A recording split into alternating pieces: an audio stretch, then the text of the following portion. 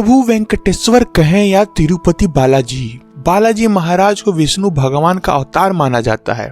दोस्तों मैं आपको बता दूं, जो तिरुपति बालाजी में मंदिर स्थापित है वह असली भगवान की मूर्ति है। जी हाँ दोस्तों, क्योंकि इस मूर्ति को किसी ने नहीं बनाया बल्कि यह खुद ही उत्पन्न हुई है। इतना ही नहीं, इस मूर्ति को जब आप सामने से देखेंगे तो आपको खुद मालूम पड़ जाएगा कि किस तरह आपको भगवान विष्णु के दर्शन हो रहे हैं। और तो और मूर्ति पर जो भगवान के बाल है वह कोई नकली बाल नहीं है बल्कि असली बाल है, जो कभी भी उलझते नहीं हैं और हमेशा मुलायम रहते हैं। दोस्तों तिरुपति बालाजी की महिमा बहुत ही महान है। अगर आप इस मंदिर के चमत्कारों के बारे में और भी जानना चाहते हैं तो आप हमारी इस वीडियो को लास्ट तक जरूर देखें। और उसके साथ ही अगर आप इस चैनल पर नए हैं तो चैनल को सब्सक्राइब कर हमें सपोर्ट करें। दोस्तों मैं आपको बता दूं कि ऐसा माना जाता है कि भगवान विष्णु ने कुछ समय के लिए स्वामी पुष्करणी नामक तालाब के किनारे निवास किया था, जो कि आंध्र प्रदेश के चित्तूर जिलों में तिरुमला के पास स्थित है। आपको मैं यह भी बता दूं कि तिरुपति के चारों ओर स्थित पहाड़ियां शेषनाग के 7 फनों के आधार पर सप्तगिरी कहलाती है। श्री वेंकटेश का यह मंदिर सप्तगिरी के 7वें पहाड़ी पर स्थित है, जो कि वेकंद्री नाम से प्रसिद्ध है। इस मंदिर की खासियत यह है कि यह मंदिर सभी धर्मों के लोगों के लिए खुला हुआ है। जैसा कि आपको हमने बताया कि भगवान बालाजी की मूर्ति को किसी ने नहीं बनाया है बल्कि यह मूर्ति स्वयं ही प्रकट हुई है।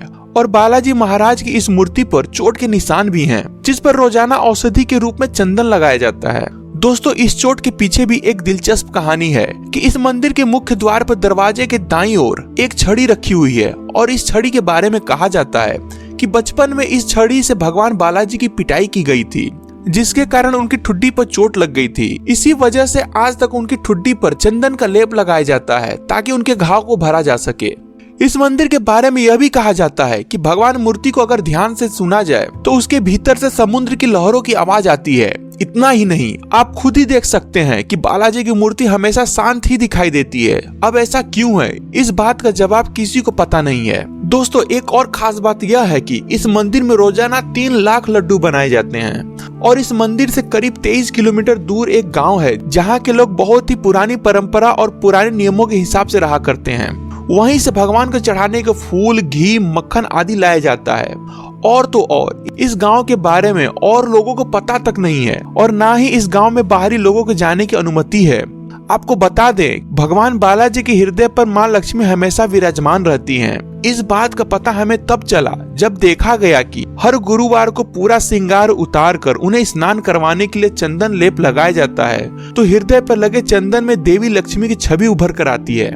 दोस्तों इसी वजह से भगवान की प्रतिमा को प्रतिदिन नीचे धोती और ऊपर साड़ी से सजाया जाता है। ऐसा माना जाता है कि बालाजी में ही माता लक्ष्मी का रूप समाहित है। दोस्तों आपको यह भी जानकर हैरानी होगी कि यहाँ पर एक गर्भगृह भी है, जहाँ एक दीपक बिना घी और तेल के हजारों सालों से जलता आ रहा है। इस मंदिर की एक और हैरान कर देने वाली बात यह है कि जब भी आप इस मंदिर में विराजमान बालाजी की मूर्ति को उनके गर्भगृह में जाकर देखेंगे तो आपको उनकी मूर्ति गर्भगृह के मध्य में स्थित दिखाई देगी, मगर वहीं आप उसी मूर्ति को गर्भगृह के बाहर से देखेंगे तो ऐसा लगेगा कि मूर्ति दाईं ओर स्थित है। वैसे तो भगवान बालाजी की प्रतिमा एक विशेष प्रकार के चिकने पत्थर से बनी है, मगर मैं आपको यह भी बता देता हूँ कि यह मूर्ति पूरी तरह जीवित लगती है। आपको बता दे कि मंदिर के वातावरण को काफी ठंडा रखा जाता है, क्योंकि आपको जानकर हैरानी होगी कि बालाजी की मूर्ति का तापमान सदैव 110 डिग्री फ़ारेनहाइट रहता है और यहाँ तक कि भगवान की मूर्ति को पसीना भी आता है, जिसे पुजारी समय समय पर पोंछते रहते हैं। दोस्तों इस मंदिर में मांगे जाने वाली हर मन्नत पूरी होती है। दोस्तों इस मंदिर में बाल दान करने की बहुत ही प्रसिद्ध परंपरा है। जी हाँ दोस्तों, मैं आपको बता देता हूँ कि लोगों की मन्नत पूरी होने के बाद वे अपने बाल दान करते हैं, जिसके पीछे की यह वजह मानी गई है कि बाल दान करना मतलब कि अपने अहंकार, घमंड और बुराई को भगवान के सामने समर्पित कर देना है। आप यकीन मानिए कि लगभग 20,000 लोग रोजाना यहाँ पर अपने बाल दान करने के लिए आते हैं। तो दोस्तों आपको यह जानकारी कैसे लगी, आप हमें नीचे कमेंट बॉक्स में आकर जरूर बताइए। और अगर आपको वीडियो पसंद आई है तो इसे लाइक, शेयर और हमारे YouTube चैनल को सब्सक्राइब जरूर करें।